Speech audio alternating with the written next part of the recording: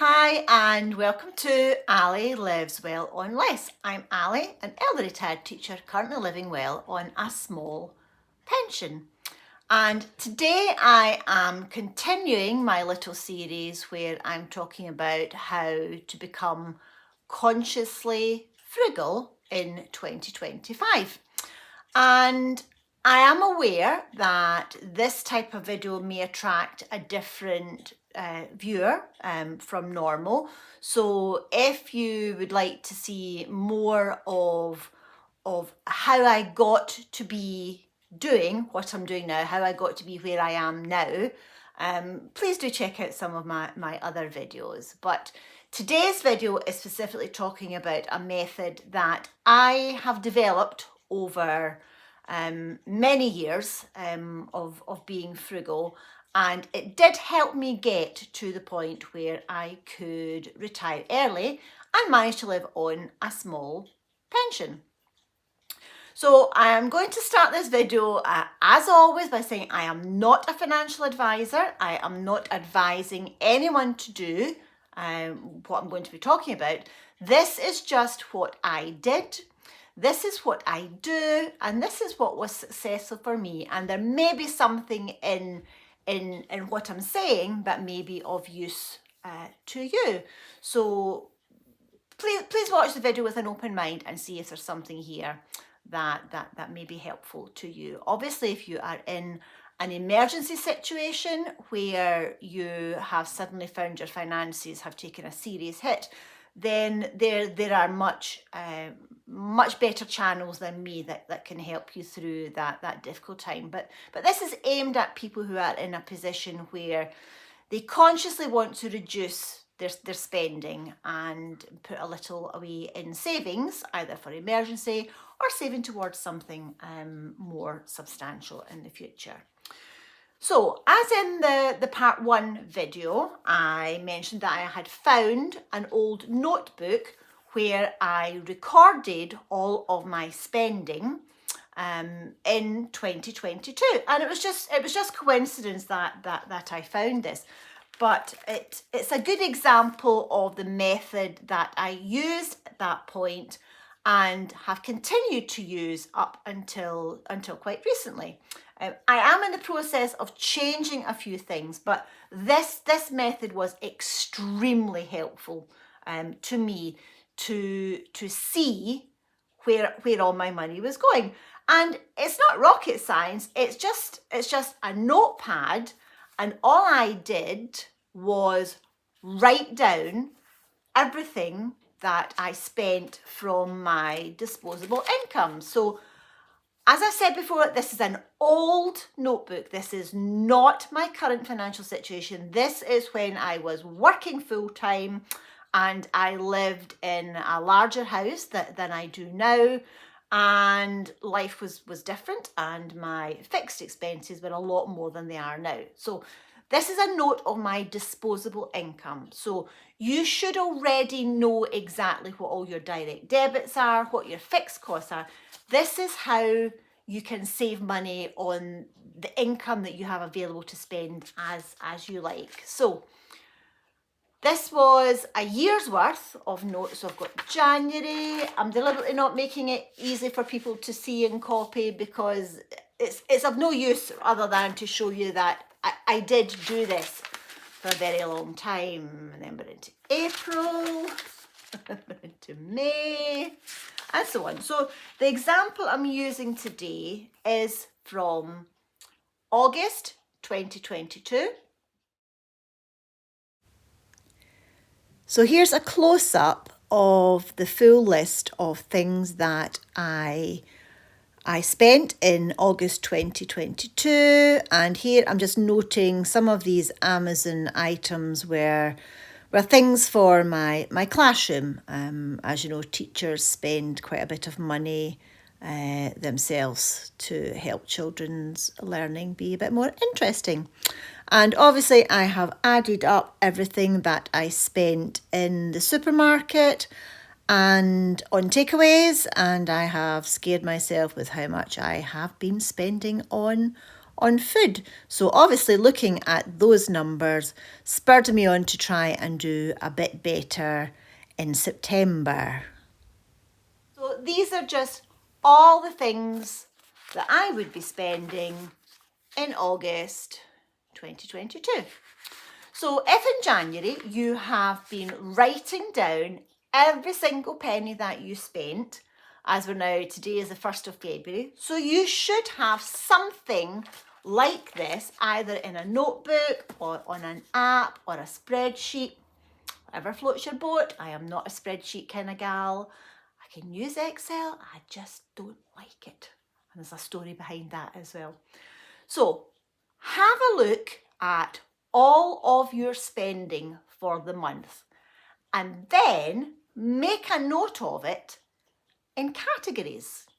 So to make it easier, I've written it out in large form. So basically your biggest expense will probably be food and going to the supermarket. So I've got a category here, supermarket, and I just went through all of the numbers on this old notebook, and I've just written down everything that I spent at the supermarket.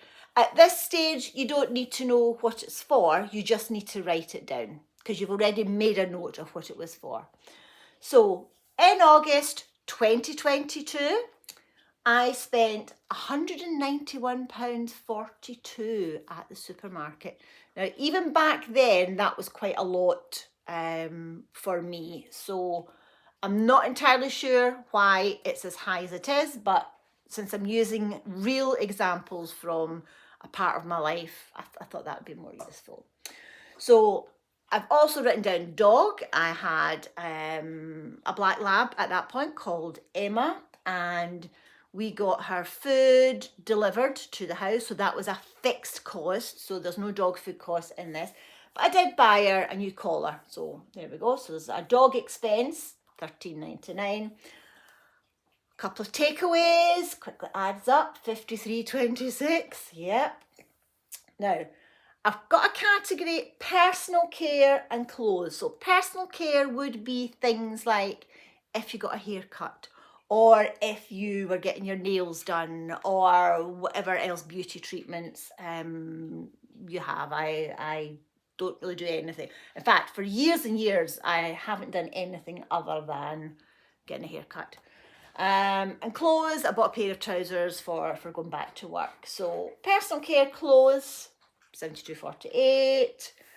DIY stroke garden, because I did buy some raised bed kits for the allotment. So I have a category there, £60. And these items are things that I bought for my classroom. That's a whole other story, but as you know, whichever part of the world you live in, you know that teachers would spend their own money to make sure that the kids had things that they needed for, just to make their learning more enjoyable. And frankly, to make teachers' lives easier, because if you didn't have the resources and the equipment to teach, then your job was a little bit more difficult. So yeah, so I frequently bought a lot of things for my classroom. So in August 2022, I'm going to keep saying that because someone is going to jump in and say something about that. These are old figures. So in August 2022, my disposable income was $440.32. That's how much I spent. So when you've gone through your numbers and you go back through them and you look at all the categories, you can see where you are spending a lot of money and you can see where you think you could cut your spending down. So a quick glance at that shows me that number was too high. So instantly I would have been able to, thank you, Miss Luna, would have been able to cut down on my spending the next month. I also was aware that I was spending quite a lot of money on buying things for the classroom. So again, I would try and cut that down.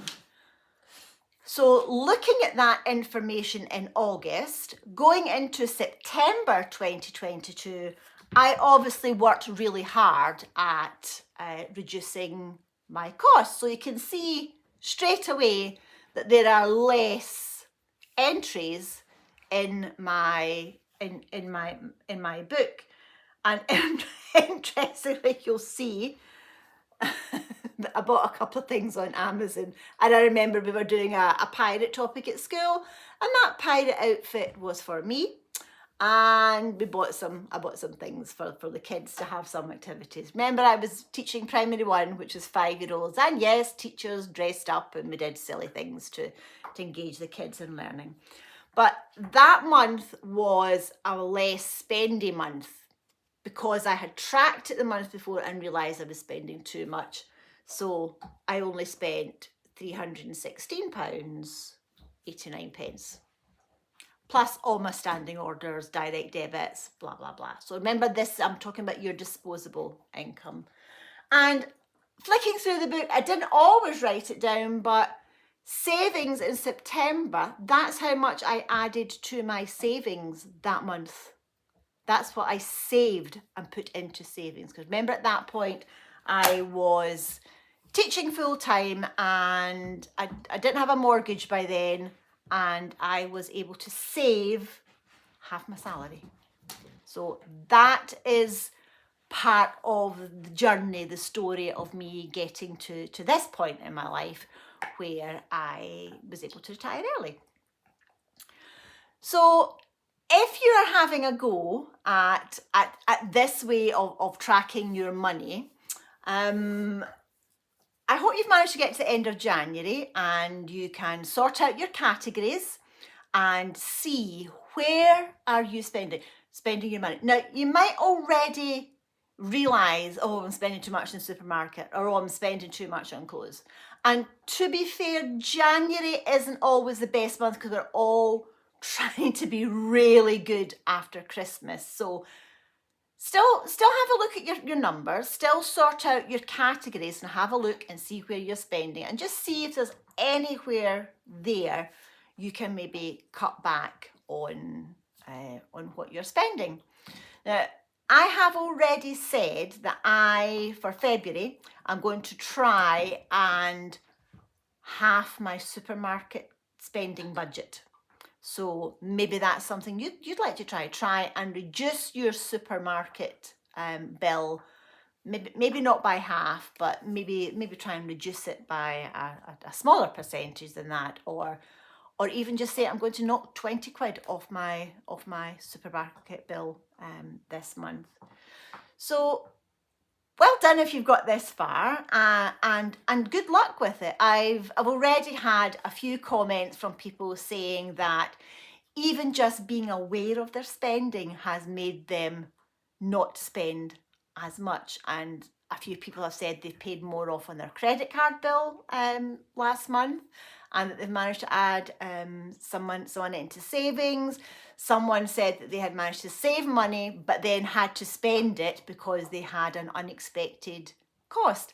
And really, that's the reason that we build up a savings pot or an emergency fund, or however you want to frame it. It's so that when we are faced with an emergency situation, we have the means to pay for that. So I hope that was of use to you. As always, please just shout, ask questions. If you ask nicely, I will answer anything that you ask me. Please bear in mind that these are old numbers, old figures from a time in my life where I had a lot more disposable income than I do at the moment. So some of the high spending and obviously the high savings at that point was for a different era in my life. But it does show that at that point I was so focused, although July was a good month to pick because I'd obviously taken my focus off it, but it shows that with focus you can save money towards whatever it is you want. And as I've said many times, that it took me 14 years to get to this stage now, and a lot of it thank you, Luna. A lot of it was saving as much as I could so that I could afford to downsize and do the things that I'm doing now. So thanks for watching. I hope you've made it to the end of this wee extra video and it is of use to you. And if you are new to watching my channel, please do consider subscribing. My numbers are creeping up and we're a few hundred off the sort of the 10,000 mark. So if you're not already a subscriber, please do subscribe. It does mean a lot to me and to Miss Luna, who has finished her yogi ball and is now deciding to roll all over the floor with it, which is why the camera is now getting wibbly wobbled. So I will see you again on my regular Monday slot. Probably, I don't know how quickly I'll be able to get this video up. It depends how quickly it uploads. So have a good day and I will see you next time on Monday. Thanks for watching. Bye.